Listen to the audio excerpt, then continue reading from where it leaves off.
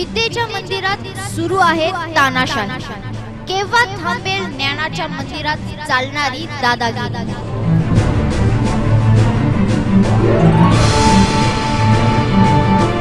अंबरनाथ पश्चिम येथील प्रसिद्ध फादर ॲग्नल्स मल्टीपर्पज स्कूल. गेल्या काही वर्षांपासून फादर ॲग्नल्स शाळा प्रशासनाचा तानाशाही कारोबार वारंवार नागरिकांच्या समोर आला आहे. मी 60 वर्ष किंवा 70 वर्षांनी इथं राहतो, अंबरनाथला राहतो.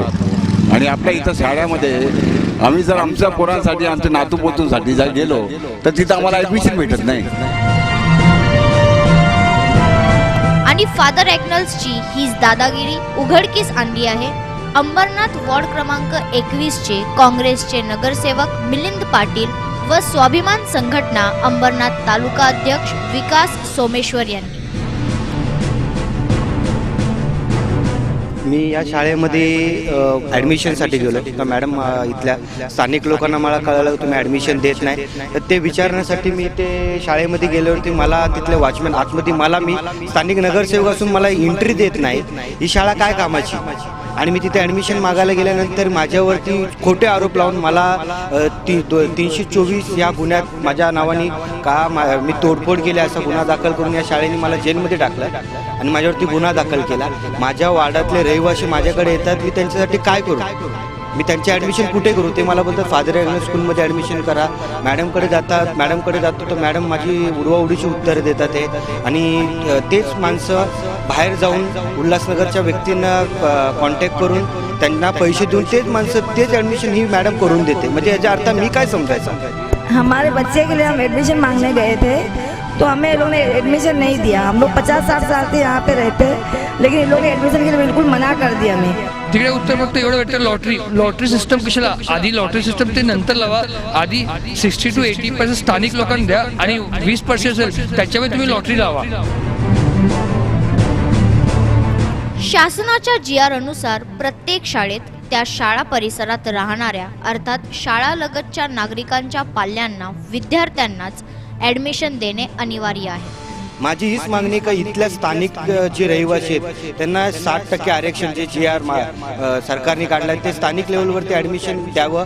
इथे मी नगरसेवक आहे, मला 2 ॲडमिशन, दुसरा नगरसेवक तर 3 ॲडमिशन, मला हे 3 ॲडमिशन 2 ॲडमिशन काहीच नको आहे. मला फक्त इथल्या स्थानिक लेवलच्या लोकांना ॲडमिशन पाहिजे.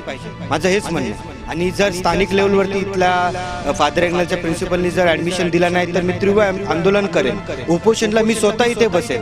हे माझा इशारा आहे. मात्र फादर ॲग्नल्स शाळा प्रशासन शासनाच्या या GRचा धुवा उडवत अंबरनाथ मधील रहिवासी विद्यार्थ्यांना ॲडमिशनच देत नाही. नगरसेवक मिलिंद पाटील व त्यांचे साथीदार विकास सोमेश्वर हे फादर ॲग्नल्स शाळेच्या याच अन्यायाला वाचा फोडण्यासाठी पूर्ण प्रयत्न करीत आहेत.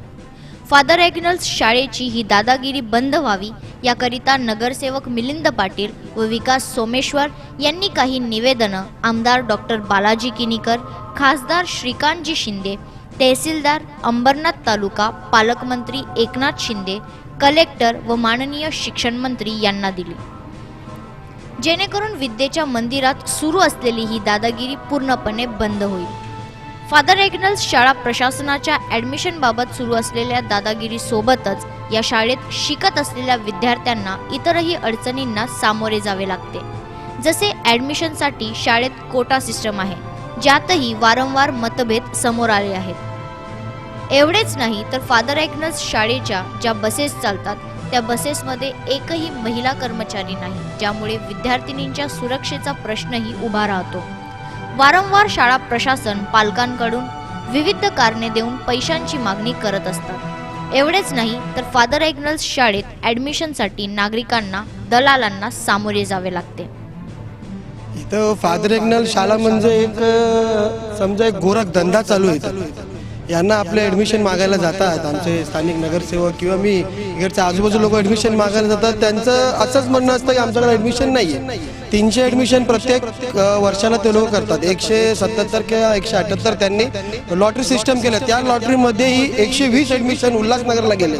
आमचं कुठलाही प्रांतवाद किंवा जातीवाद नाही आहे. उल्हासनगरचा विरोधात नाही आहे. सिंधी लोकांशी आमचं विरोधात नाही. आमचं हेच म्हणणं आहे सिंधी लोक इथं राहतात, तुम्ही तिथे या लोकांना द्या ना, या सिंधींना द्या, अंबरनाथला ॲडमिशन द्या. त्यांची इथं फादर ॲग्नल्स शाळेसमोर हे जे पार्किंग आहेत या पार्किंग त्यांची नाही आहे, तरी सुद्धा ते लोक इथं बस लावतात आणि बस लावून तिथं ते लोक पार्किंग दादागिरी करतात. आम्ही त्यांना बोलत होतो, आम्हाला आमच्यावर खोटे आरोप करून मला आणि मिलिंद पाटील आम्ही दोघांवर त्यांनी 324 323 हा रायटिंगचा गुन्हा दाखल करून आम्ही एक दिवसासाठी लॉकअपला पण गेलोय, कारण आम्हाला स्थानिकचं ऍडमिशन पाहिजे.